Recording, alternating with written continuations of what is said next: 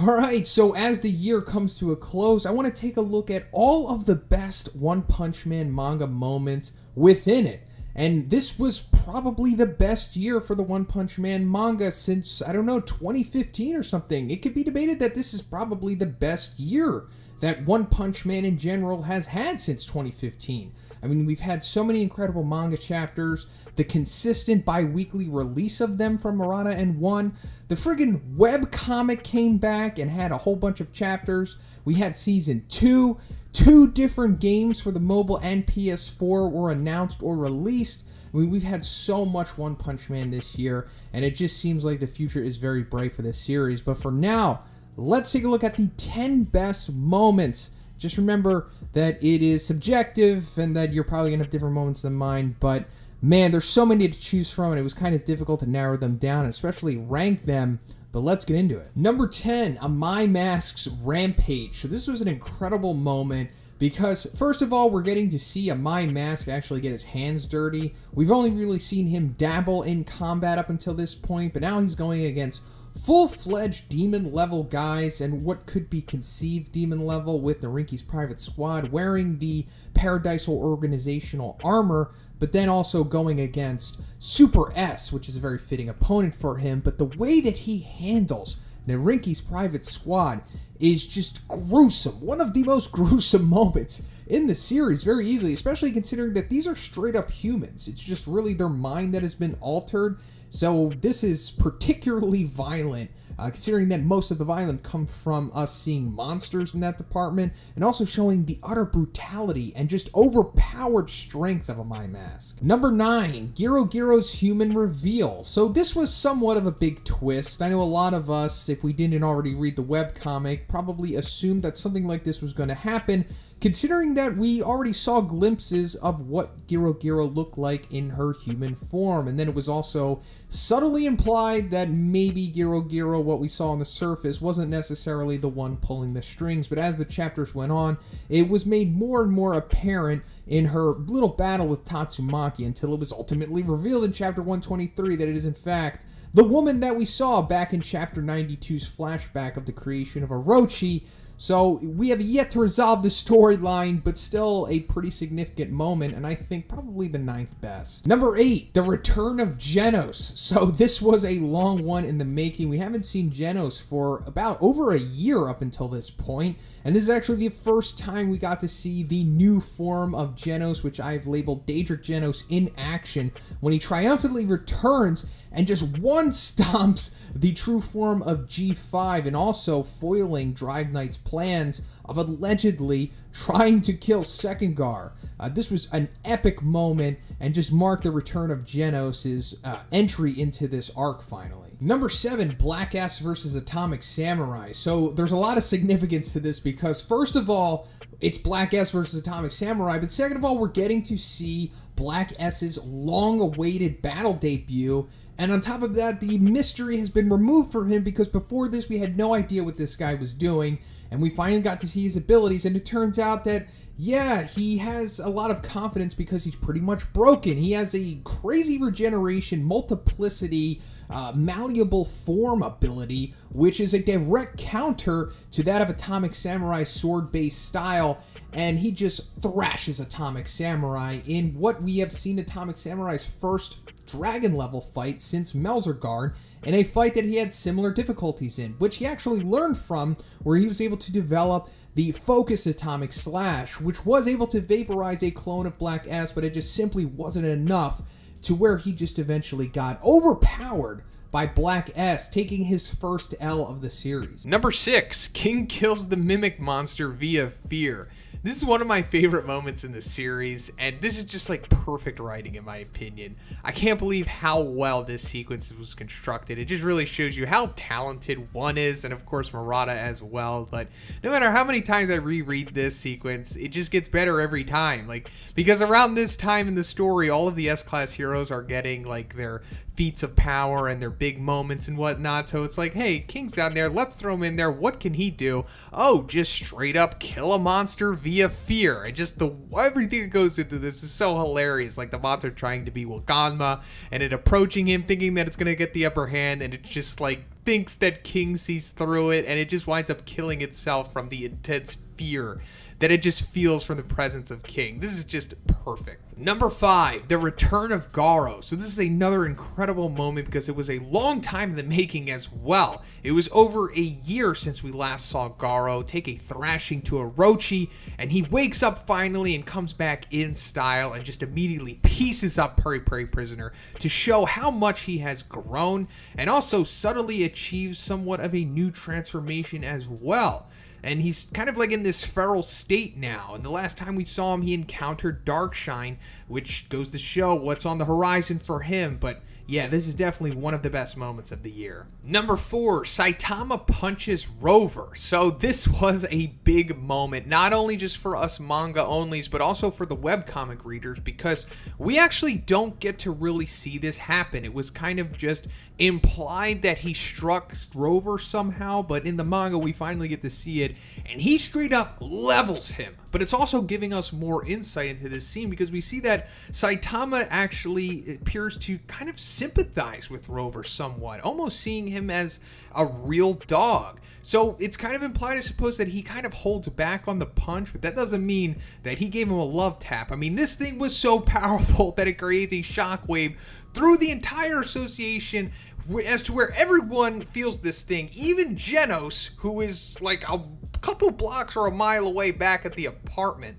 Just the artwork on this is incredible, as well as just the impact that it has on the story at this time. Number 3, Zombie Man's Rampage. So this happens in chapter 101, which is pretty much my favorite chapter of the year. I guess you could say it's like perfect. I mean, this is one of the best chapters I've ever read in any manga, period. Just, it's so stylish and it's so well made, and the choreography, the artwork, the violence, the dialogue, it's just as good as it really gets, I guess. I mean, it's just Zombie Man going through a video game level, just hacking up nonstop fodder, and ultimately taking care of a very formidable demon level monster in pure blood, in style. I mean, he fights him for a while, dying up to 200 times before he ultimately takes him out. This is just amazing, and it ultimately caps off with Zombie Man seemingly running away, but only for you to find out that he's just bending the bars to lock the monsters in there with him.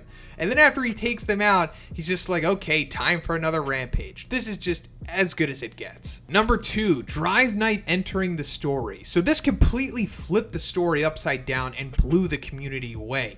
I mean, I was so surprised by this because it's new. It's new to not only the manga, but also the webcomic readers, because we hardly get any development on Drive Night. But not only are we seeing Drive Night finally in battle, as to where he takes care of a cadre in Neon relatively easy, but also reveals that he's extremely sus, and that he might ultimately be one of the biggest villains we have ever seen in the series, at least by my hypothesis. It's either that or he's revealing that Metal Knight is, but regardless, the ramifications of Drive Knight's actions in the few chapters that he's in this arc are going to have long-lasting effects on the story. Number 1, of course, it's Saitama versus Orochi. This is just One Punch Man at its peak. Probably the best artwork that we've got all year, as well as the most significant fight that we're probably going to see for a while now. And this is just the culmination of Orochi, the overpowered boss level monster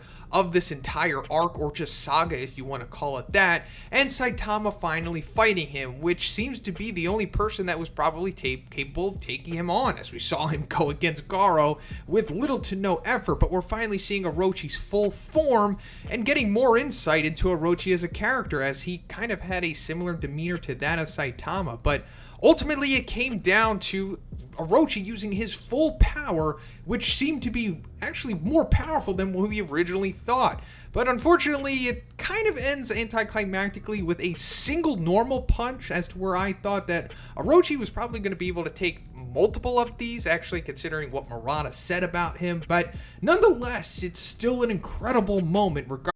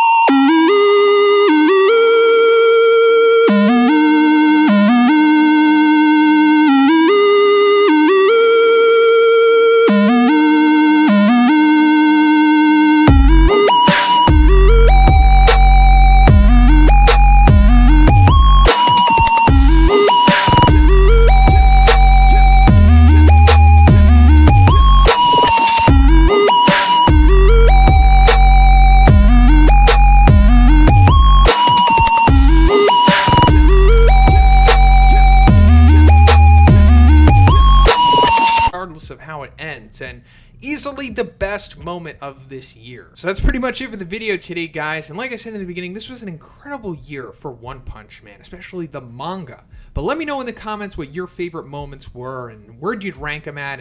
But if you liked the video, please give it a like. I also have a Patreon. It gives you access to a weekly Q&A. And if you haven't already, please subscribe as well. Have a great day. I'll see you in the next one.